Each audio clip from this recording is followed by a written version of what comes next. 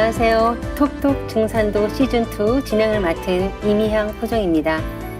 전인수 수호사님과 하민석 포정님 자리에 오셨습니다. 안녕하세요. 안녕하세요.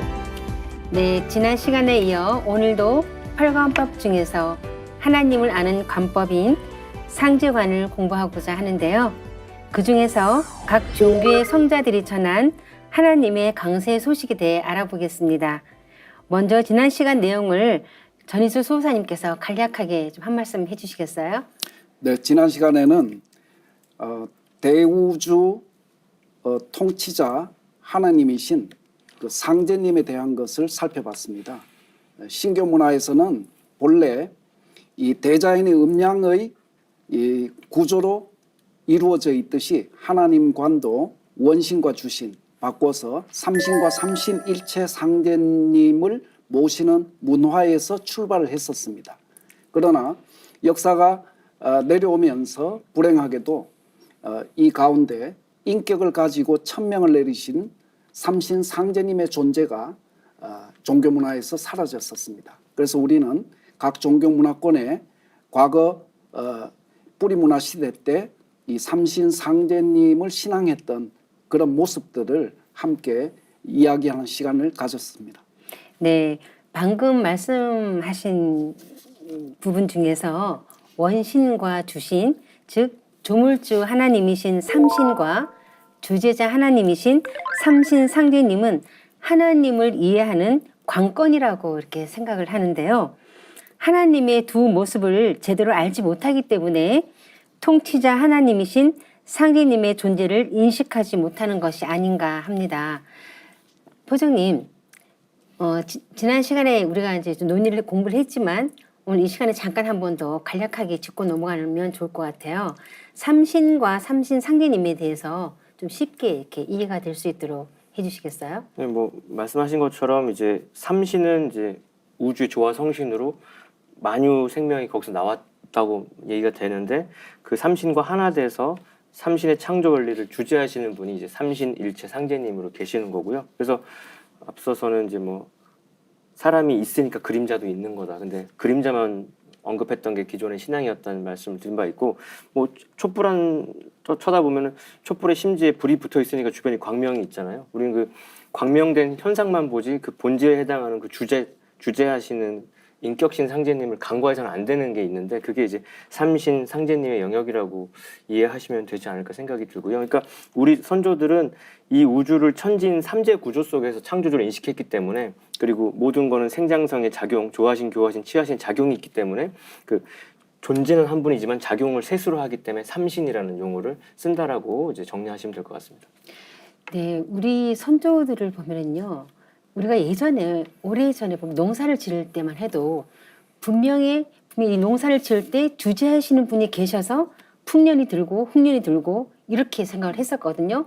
아, 분명히 이 사계절을 움직이면서 올해는 농사가 잘 되게 해주시고 또 흉년이 들 때는 또 그렇게 주재하시는 분이 계신다고 생각을 하고 우리 조상님들은 농사를 지었던 것 같아요. 네. 근데 이런 부분들이 어떤 형상이 없는 조물주 하나님과 인격신을 하고 계신 주제자 하나님에 대한 이런 부분들이 많이 왜곡이 되고 인격신에 대한 하나님이 왜곡이 되고 형상 없는 하나님만 자꾸 이렇게 부각이 되는 그런 현실이 지금 된 것 같습니다. 지금은 하나님이 우리처럼 이렇게 인간의 모습을 하고 계신다고 하면 많은 사람들이 이렇게 얘기를 해요. 아니 어떻게 무슨 하나님이 인간의 모습을 이렇게 할 수 있느냐 이런 말씀들을 많이 하시는데요. 성경에 보면 그 인간의 모습을 하고 있는 하나님에 대한 기록도 있죠. 네네. 이 성경 구절을 제가 한번 저희들이 이 시청자분들께서 성경에도 분명히 인간의 모습을 하고 계시는 하나님이 계시는구나 라는 것을 함께 확인할 수 있도록 그 창세기 1장 26절에서 27절 말씀을 제가 읽어보도록 하겠습니다.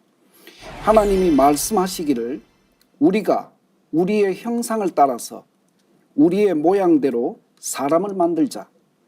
그리고 그가 바다의 고기와 공중의 새와 땅 위에 사는 온갖 들짐승과 땅 위를 기어다니는 모든 길짐승들을 다스리게 하자 하시고 하나님이 당신의 형상대로 사람을 창조하셨으니 곧 하나님의 형상대로 사람을 창조하셨다.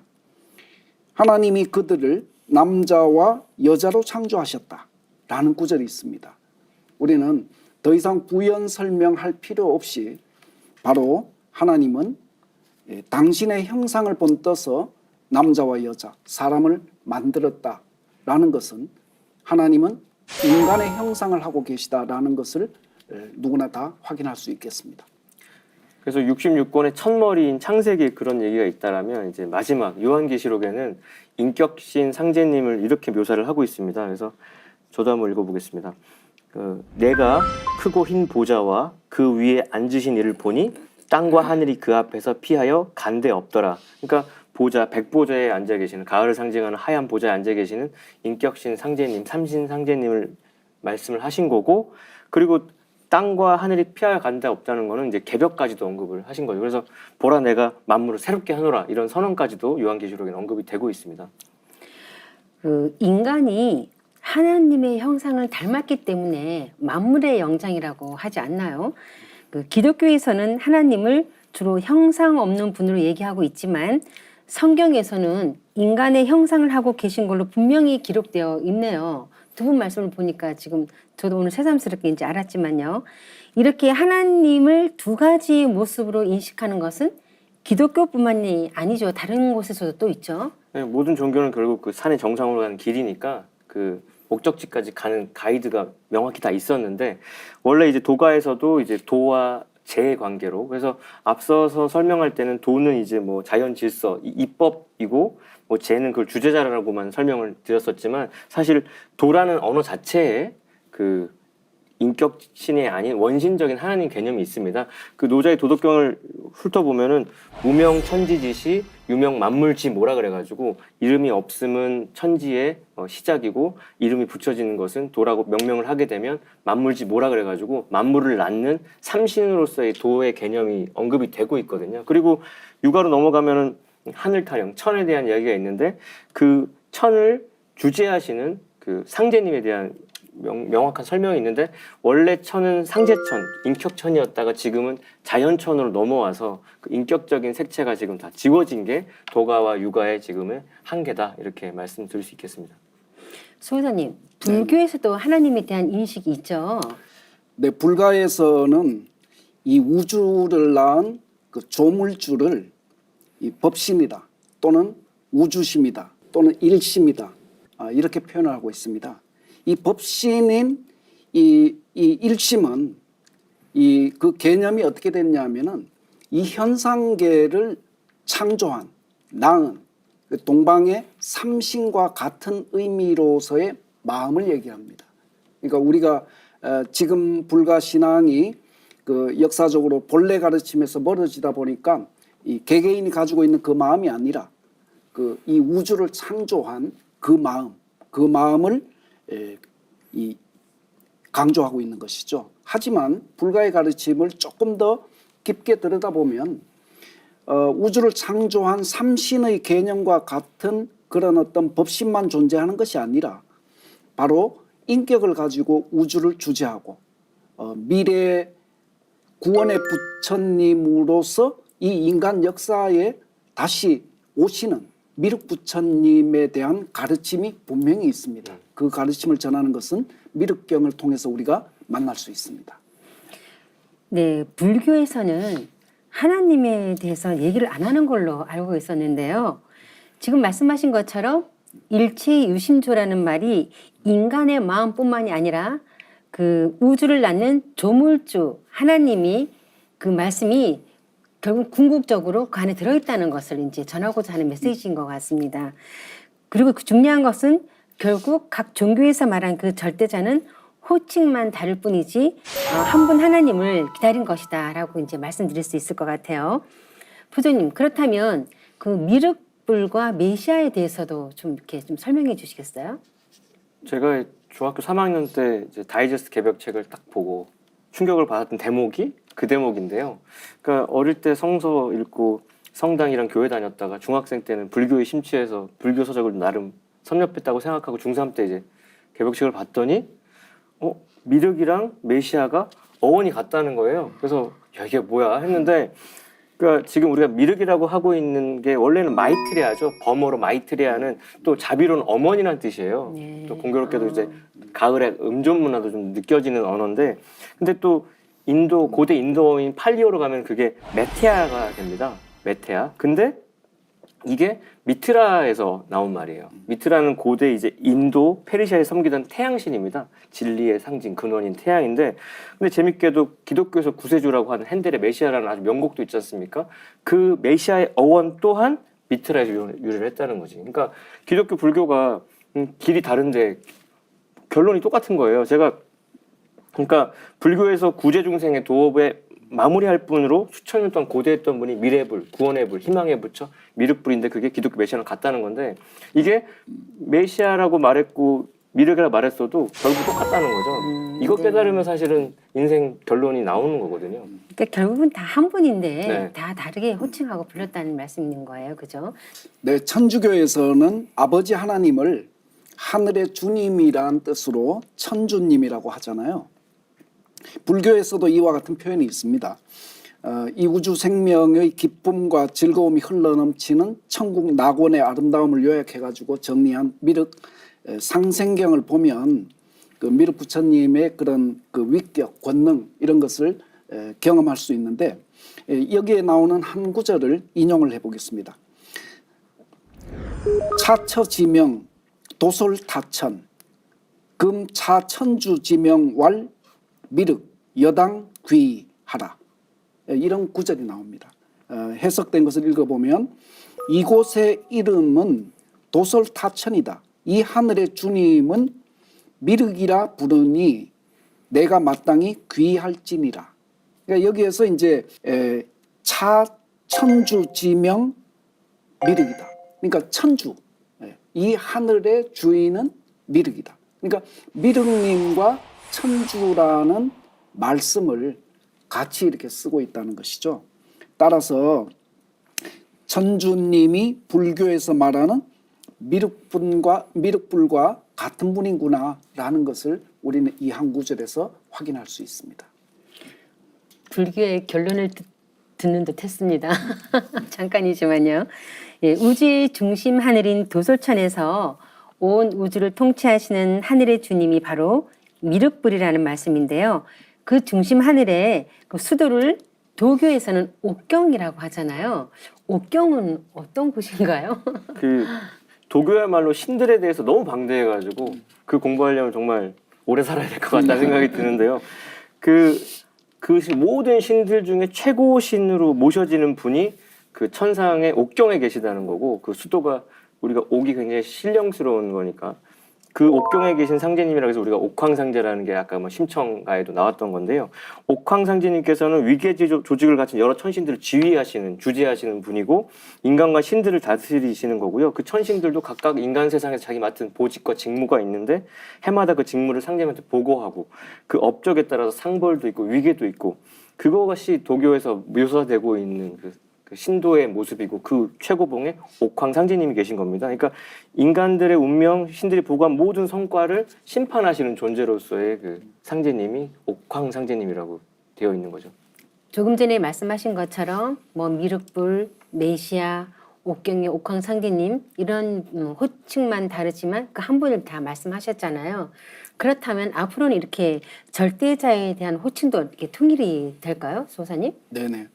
그 인류의 통일 문명, 그 인류의 영원한 그 평화 시대를 우리가 이렇게 만들기 위해서는 무엇보다도 하나님 호칭에 대한 통일이 선행되어야 된다.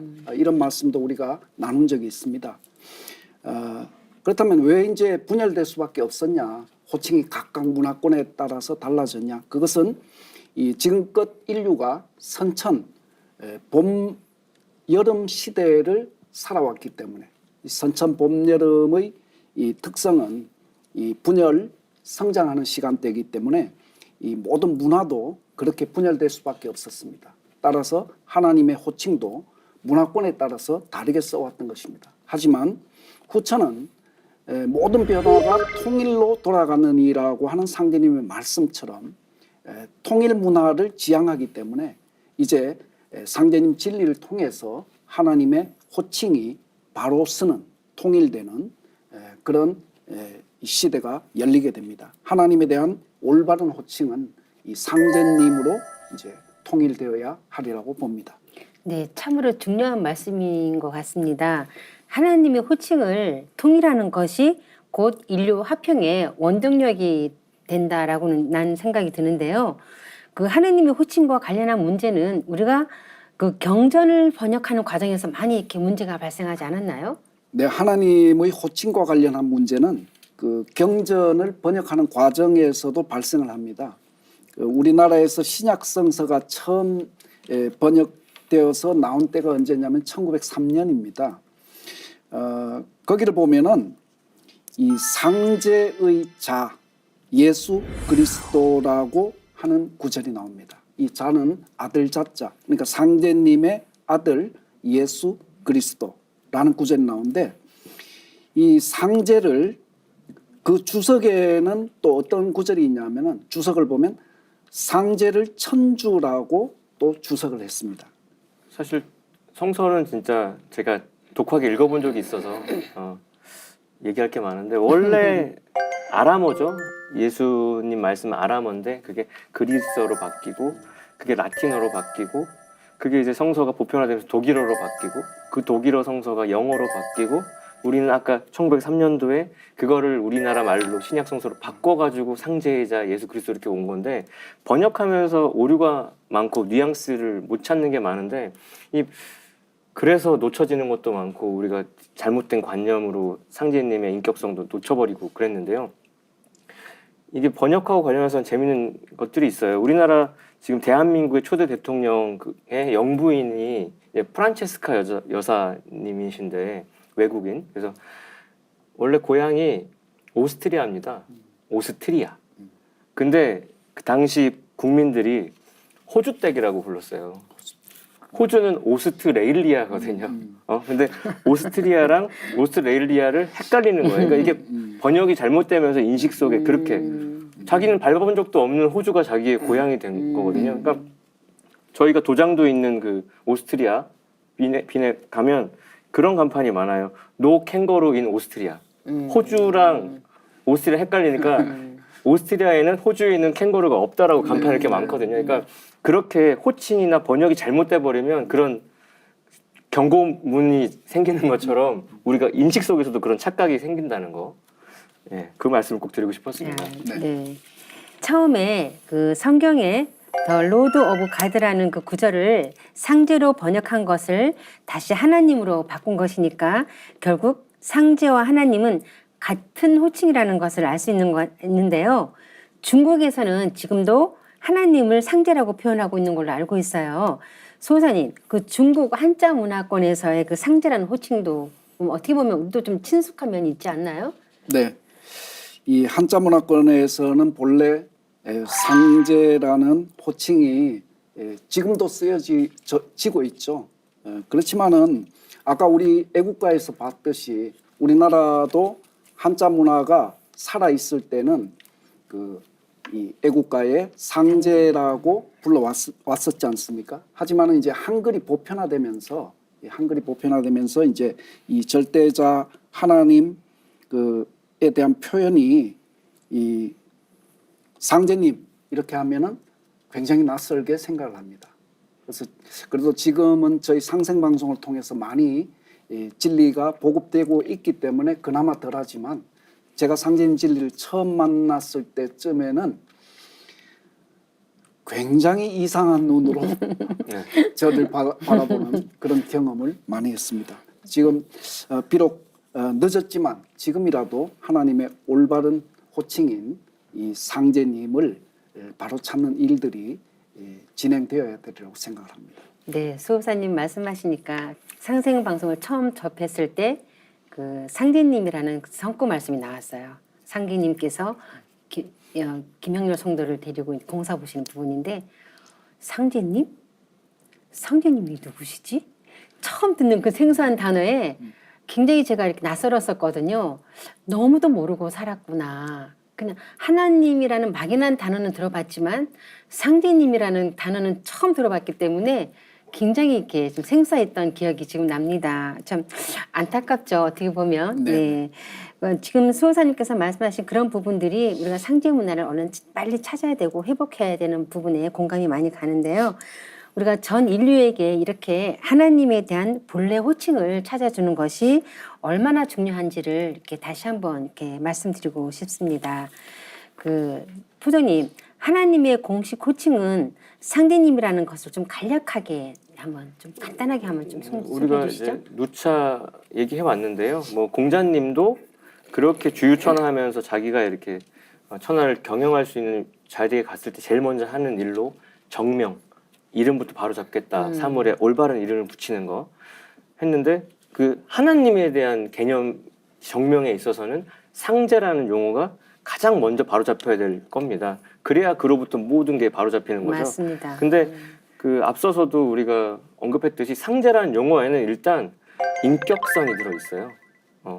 천상의 천상상자니까. 그리고 다스리고 마름질하는 그 주재하는 제자니까 천상에 계시는 인격성을 갖고 있고 통치성도 갖고 있다는 거. 그리고 내내 우리가 구한말까지 대한제국 때까지도 상제라는 용어를 썼는데 우리가 그 용어를 잃어버린 지 100년도 채 안 된 거란 말이죠. 그러니까 그 인격성과 통치성과 역사성을 생각할 때 상제라고 말하는 거는 이걸 되찾아오는 거는 반드시 필요하다 이런 생각을 하게 됩니다. 네, 지금까지 두 분의 말씀을 종합해 보면요. 하나님은 형상이 없는 조물주 하나님과 인간의 형상을 한 주제자 하나님이 계신데 그 통치자 하나님을 삼신상제님, 옥황상제님, 또 백보자의 아버지 하나님, 천주님, 미륵님, 메시아 이렇게 다양한 호칭으로 불러왔다는 것을 알 수 있습니다. 자, 포정님, 그렇다면 모든 종교에서는 그 메시아들이 전했던 결론이 있지 않겠습니까? 그 결론에 대해서 좀 설명해 주시죠. 그래서 방송 보시는 분들이 뭐 성당도 다니고 교회도 다니고 절에도 다니실 텐데 이 상제님 진리를 만나서 비로소 그 여러분들이 믿는 종교의 결론을 만나거든요. 근데 그 결론을 크게 압축하면 그 세 가지인데요. 일단 선천 종교, 기존 종교의 본질이라는 게 도시교민 화민. 그러니까 백성들을 가르쳐서 새롭게 교화하는 사명을 갖고 있는 여름철 진리라는 걸 깨달아야 되고요. 이거는 과도기적인 진리라는 걸 각성한 상태에서 근데 성천성자들의 가르침은 그 인간을 교화하고 인류 문명을 이렇게 꽃피우는 데까지는 지대한 공동을 끼쳤습니다만은 그들의 깨달음의 한계 때문에 그리고 후학들의 그 왜곡 때문에 이 세상을 근원적으로 변화시키지 못한다는 어떤 문제의식이 있어야 되고 그러면 그들의 가르침의 총결론, 구원론의 핵심이 뭐냐면 첫째는 앞으로 대병국이 온다는 거죠.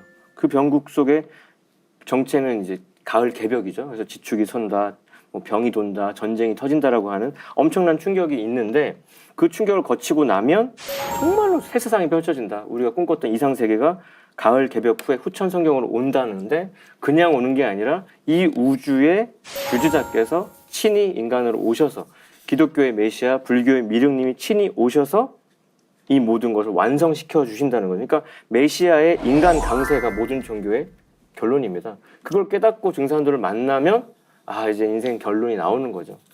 근데 지금 현실은 그걸 깨닫지 못하고 있잖아요. 강세하신다는 거에 대해서 전혀 이렇게 인식을 못하고 있는 부분인데요.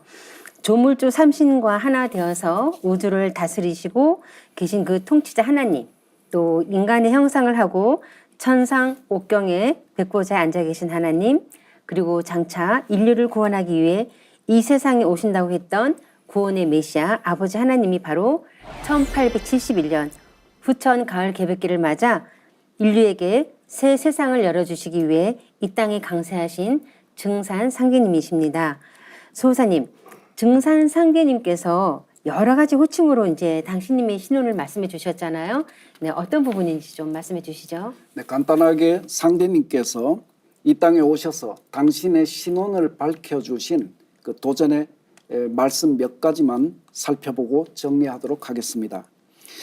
도전 10편 33장에 보면 내가 미륵이니라. 금산사 미륵은 여의주를 손에 들었거니와 나는 입에 물었노라. 이런 말씀이 있고요. 그리고 2편 30장에는 동경대전과 수훈가사에서 말하는 상제는 곧 나를 이름이니라 이런 말씀이 있고요. 그리고 3편 184장에는 동학주문에 시천주 조화정이라 하였으니 나의 일을 이름이니라 이런 구절이 있습니다. 이상의 상제님의 그 도전 말씀을 통해서 우리가 종합할 수 있는 것이 상제님께서는 당신의 신원을 어떨 때는 미륵으로 칭해 주시고 또 어떨 때는 상제 또는 천주로 호칭을 하시면서 당신의 신원이 결국에는 한 분 상제님이 호칭만 다를 뿐 동일한 분이다라는 것을 밝혀주셨다고 생각을 합니다. 네. 그러니까 각 종교가 말만 다르지 결론이 똑같다는 얘기죠. 그래서 우리가 기차 타고 가나 지하철 타고 가면은 한국말로 나오고 중국말로 나오고 일본말로 나오는데 우리는 알아듣는 것만 알아듣지만 네 목적지가 여기는 여기서 내리라는 얘기잖아요. 그러니까 하늘의 태양이 하나이듯이 우주를 통치하신 하나님도 한 분이십니다. 그 태양을 뭐 선이라고 하고 우리는 해라고 하는 것뿐이죠. 그래서 예수석과 공자, 노자가 외친 절대자를 다양한 문화권을 통해서 이렇게 펼쳤는데 그거를 이제 동일한 한 분으로 우리가 각성하는 것부터가 이제 우주 가을로 넘어갈 수 있는 첫 발을 떼는 건데 그분이 이제 증산 상제님이시고요. 그래서 상제님께서 친히 당신과 성자들과의 관계를 명명백백하게 언급해 주신 게 있고 이 구절에 무릎을 치고 도문에 들어오신 분들도 꽤 많습니다. 그래서 도전 한번 읽어보도록 하겠습니다. 2편 40장을 보면요. 예수를 믿는 사람은 예수의 재림을 기다리고 불교도는 미륵의 출세를 기다리고 동학신도는 최순의 갱생을 기다리나니 누구든지 한 사람만 오면 각기 저희 스승이라 하여 따르리라. 예수가 재림한다 하나 곧 나를 두고 한 말이니라.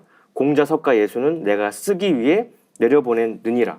해서 상제님께서는 기독교를 콕 집어서 그게 아니라 나를 얘기한 거다. 그리고 나는 예수만을 독생자로 내려보낸 게 아니라 공자, 석가, 노자 똑같이 인간 성자로서 내려보낸 거고 다 각자의 사명과 본질이 있어서 내가 취해 쓸 뿐이라고 말씀을 하신 거거든요. 그래서 지금 상제님 성구 말씀 들어보면 각 종교의 본질이라는 게 기다림이거든요. 기다릴 대자 이렇게 한자로 딱 써보면 모양이 나오는데 우리는 시천주잖아요. 그 기다릴 대자랑 모시 시자는 획 하나 차이거든요. 그 획 하나 지워지는데 3000년이 걸린 거예요. 우리는 그토록 기다려는 그분을 직접 만나서 모시는 신앙으로 넘어가는 거죠. 네, 참 좋은 말씀인 것 같아요. 네, 네. 기다리는 신앙. 네. 그 성부 하나님으로부터 세상을 교화하라는 사명을 받고 이제 그 성자들이 내려와서 외쳤던 그 외침은 다 공통점이 있었던 것 같아요. 대병국이 이제 온다. 그리고 그때는 인류를 구원하기 위해서 메시아가 이제 강세하신다. 자, 그리고 그 메시아께서 대병국을 극복하고 지구의 이상향을 열어주신다는 것인데요. 그럼 성자들이 전한 상제님의 강세 소식은 무엇인지 이제 구체적으로 이제 알아보겠습니다. 자, 먼저 불교에서는 미륵불의 강세에 대해서 어떻게 전하고 있는지 말씀 좀 해주시겠어요? 미륵 부처님의 강세 이 시기를 중심으로 저는 좀 정리를 해볼까 하는데요. 이 강세 시기의 특징인데 결론은 이제 대변국이 닥친다는 그런 석가 부처님의 가르침이 있습니다. 미래에 대한 석가 부처님의 예언이 이제 기록되어 있는 불교 대표적인 경전이 월장경입니다. 이 월장경의 분포 연부 제품을 보면 이 부처가 월장보살 마살에게 이 정법이 쇠퇴하는 때를 전하는 그런 대목이 있습니다. 정리하면 석가모니는 500년 마디로 해서 불법이 쇠퇴할 것이라고 선언을 했습니다. 그리고 자신의 사후 2000년이 지나면 범난을 겪게 되고 파괴 승자가 많이 출현하고 정법이 무너지는 말법 시대가 도래한다는 것입니다. 그럼 불과의 이제 기존의 정설을 따르면 이 갑인년인 1974년이 불기가 3000년이 되는 해거든요. 그래서 석가 인멸 후 2000년부터 이 시작되는 말법 시대라고 본다면 지금은 말법 시대의 이 막바지에 저희들이 살고 있는 것입니다. 그러니까 지금 말법 시대도 훌쩍 넘겨가지고 지금 2000년도로 넘어와 버렸는데, 그래서 그 석가모니 부처님이 유언으로 남기신 정말 그 인류의 희망의 메시지는 내 뒤에 미래불이시고 희망의 부처이시고 구원의 부처이신 미륵불이 직접 오셔서 온 인류를 구원해 줄 거다라고 후임자에 대한 언급까지 하셨다는 거죠. 그래서 말법시다 극에 달하면은 그거는 지금 불교가 뭐 보면 대승, 소승, 남전, 북전 해가지고 모든 종파를 초월해서 공통분부입니다. 그게 뭐 종파가 뭐든 간에. 그래서 그 저명한 불교학자 중에 알란 스펀버그라는 분이 있는데, 그분은 이 미륵불을 묘사할 때 잘못된 모든 것을 고치시는 혁신불로 표현을 하셨거든요. 만약에 이 미륵불이 평화시에 오는 거면 그렇게 묘사가 되지 않죠. 말법의 극치에 오시기 때문에 태평성대가 아니라 극도의 위기에 오시기 때문에 그렇게 혁신하는 존재로 언급이 돼 있고, 교감남사고도 똑같은 얘기를 석가 인묘로 3000년이 지나면 미륵불이 천상 도솔천에서 지상으로 오실 거라고 언급을 하면서, 그러나 남사고 선생님은 기존의 종교인들은 묵은관념에 갇혀가지고 정작 하나님 오셔도 못 알아볼 거다. 아까 기다리는 거는 그 공항에서 BTS 팬들이 이렇게 공항에서 BTS가 올 걸 기다리고만 있는데, 이미 BTS는 활동 다 하고 해외로 다시 나갔는데 공항에서 계속 표대만 들고 있는 게 기존 신앙이란 말이에요. 그 얘기를 하는 거거든요. 그래서 격암유록의 가사총론에는 이렇게 묘사를 해놨습니다. 산에 들어가서 수도하는 승려들이여, 미륵세존을 고대하라. 석가의 운수는 이미 가고 다시 오지 않으니 3000년의 운수로 자신의 도가 끝나고 말세를 당하여 미륵불이 하강할 것을 석가가 예언하였도다. 미륵불이 출현컨만 유불선이 부패하여 아는 군자 그 누군가. 이게 남사구 선생은 미륵불을 종불, 으뜸 가는 부처라고 해서 모든 부처 중에 최고봉이라고 언급을 했어요. 그래서 생초지락, 격암유록 생초지락에는 이렇게 언급을 해놨습니다. 속세에 쌓인 모든 원한의 티끌을 털어내어 한 점의 탁한 기운과 질병과 악함이 없는 무궁한 신의 세계가 이루어지는구나. 모든 부처의 으뜸인 미륵왕이 출세하니 이제야 인간 세상의 모든 원한이 풀어지고 첩첩이 쌓였던 모든 근심 걱정, 춘풍에 쌓인 눈 녹듯 절로 사라지는구나. 그러니까 원한을 해소하는 해원의 진리를 들고 오신다는 것까지도 소상히 묘사를 하고 계시거든요. 더불어서 이제 부연해서 이렇게 제가 재밌는 얘기를 하나 덧붙인다면, 이 불가에서는 이제 4대 성문의 전설이라는 것이 있습니다. 이 내용은 뭐냐 하면은 석가 부처님께서 인멸에 이제 들기 전에 자신의 가장 뛰어난 수제자 4명, 대가섭 부처, 군도발탄, 라운, 그리고 빈두루, 이 4명의 비구에게 지금 열반에 들지 말고 나중 자신의 도맥이 멸하고 없어지는 말법 시대에 다시 태어나서 도에 들어라. 이런 말씀을 내리시는 거죠. 굉장히 이제 충격적인 말씀이죠.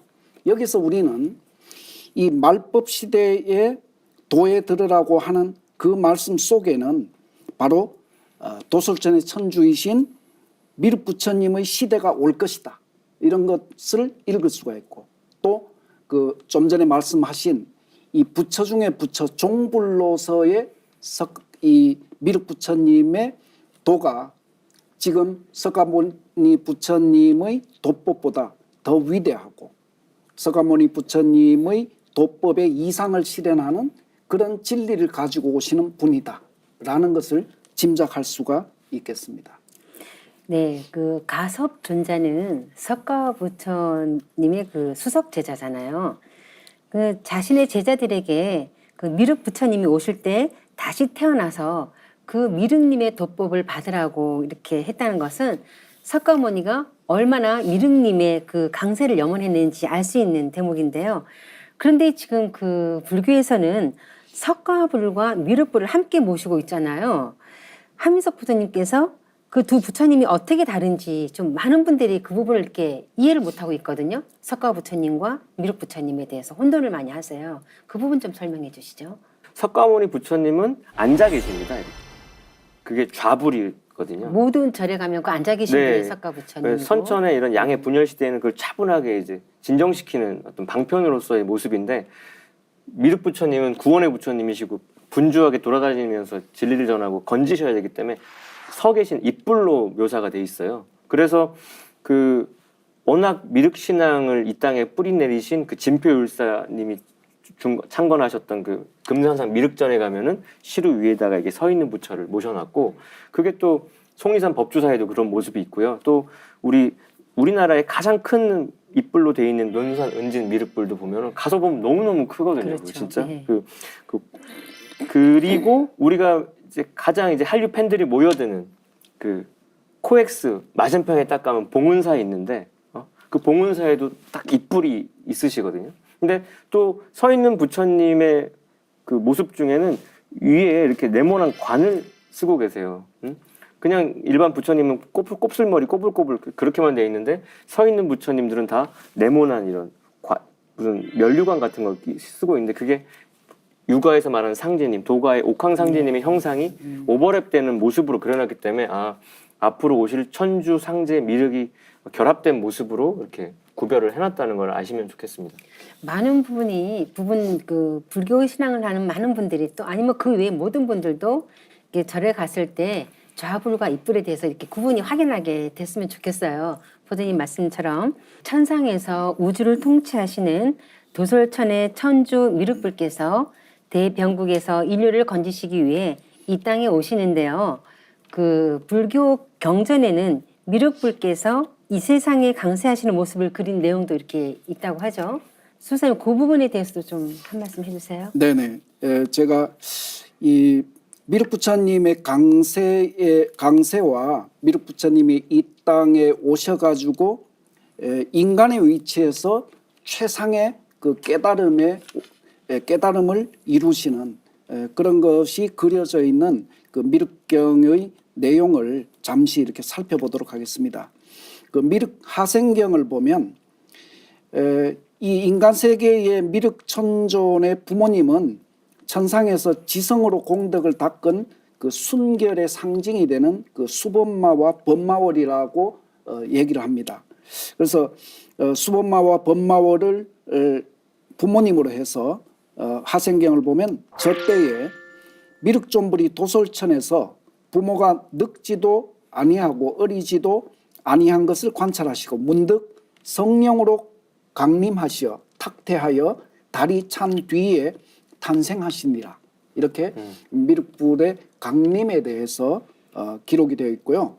그 다음에 그때에 미륵님이 집에 계신 지 오래지 않아 집을 떠나 돌을 닦으리라. 개두성이 멀지 않은 곳에 보리수가 있어 이름을 용화라 하나니 미륵존불께서 그 나무 밑에 앉으시어 무상의 도과를 이루시니라. 미륵 부처님께서 이 천상에서 쓰시던 3개 대권을 인간 역사에 오셔서 인간의 위치에서 그 3개 대권을 쓰시는 그런 도를 이루시는 그런 그 정경이 아주 그림처럼 묘사되어 있습니다. 미륵존불께서 이제 어떤 성자도 이상이 될 수 없는 최상의 경지에 이르는 도통을 하게 되시는 순간을 그렸는데, 재밌는 것은 여러분들 마왕 파순 아시죠? 예. 어떻게든 일이 안 되게만 하는, 안 되게만 방해하는 그런 마왕 파순도 미륵 부처님의 그 득도에 너무 기뻐가지고 밤낮없이 7일 동안 미륵 부처님을 공경하고 예배를 드릴 거라고 이제 석종께서는 그렇게 전하셨습니다. 그래서 이제 그 미륵불이 강세는 하시는데, 그분의 그럼 강세 목적이 뭐냐도 이제 묘사가 되고 있거든요. 그래서 화엄경은 불가에서 다 유명한 경전을 알고 있는데, 거기에 그 언급이 되고 있습니다. 화엄경 입법계품을 열어보면은 거기 선제동자가 덕생동자랑 유덕동녀를 만나요. 그러니까 선제동자는 구도자의 상징이지 않습니까?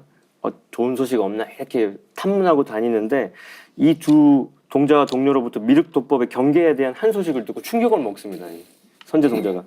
그들은 어떻게 묘사를 하냐면 이렇게 얘기하죠. 미륵이 그 가운데, 비로자나 장엄장 가운데 계시니 본래 태어났던 부모와 권속과 백성들을 거두어 성숙해 하는 연고며, 또한 그대에게 보살의 해탈문을 보이려는 연고며, 보살이 모든 곳에서 자제하게 태어남을 보이려는 연고며, 이렇게 언급이 되는데, 핵심은 그거예요. 모든 부모와 가족과 백성들을 거두어서 성숙하려고 한다. 가을에 이렇게 오곡을 이렇게 결실하는 메시지로 미륵부처님의 강세 목적은 그 선천 성자들처럼 중생 교화에 머무르는 게 아니라 끝장 보러 오신 거예요. 완전히 다 추수해서 거두어서 익혀서 완전히 이제 뭐 자격증을 하나 완전히 줘버리는 그런 단계까지 책임지고 가 주시는 분이라는 거고요.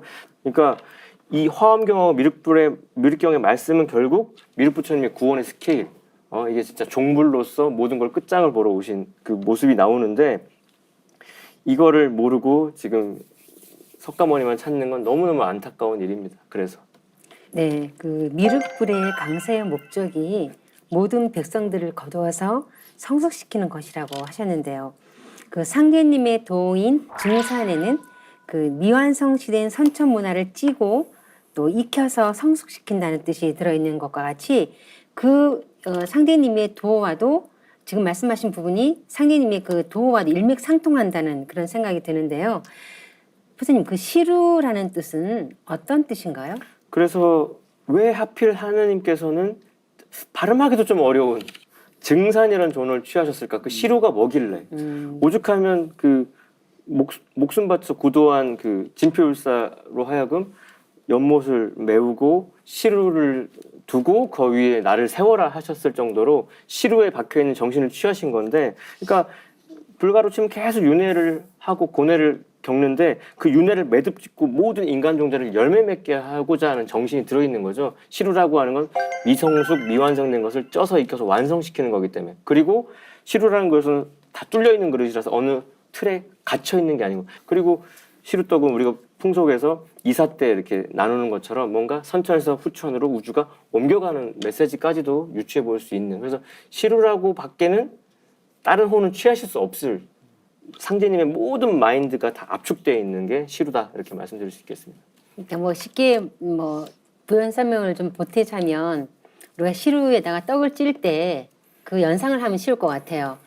그 시루에다가 이렇게 갖은 잡곡이나 곡식을 넣고 익지 않은 곡식을 넣고 딱 이렇게 네. 발라가지고 찌잖아요. 네. 그러고 나면 밖에서부터 쪄서 익혀서 완성된 떡이 완성돼 나오잖아요. 그러니까 선천의 그런 미완성된 모든 문화, 사상, 종교, 철학들을 시루 같은 데다가 싹 담아서 완전히 익혀서 딱 내놓겠다는 그런 뜻이 함축되어 있는 것 같아요. 맞습니다. 그래서 네. 증산이라는 도를 쓰신 것 같습니다.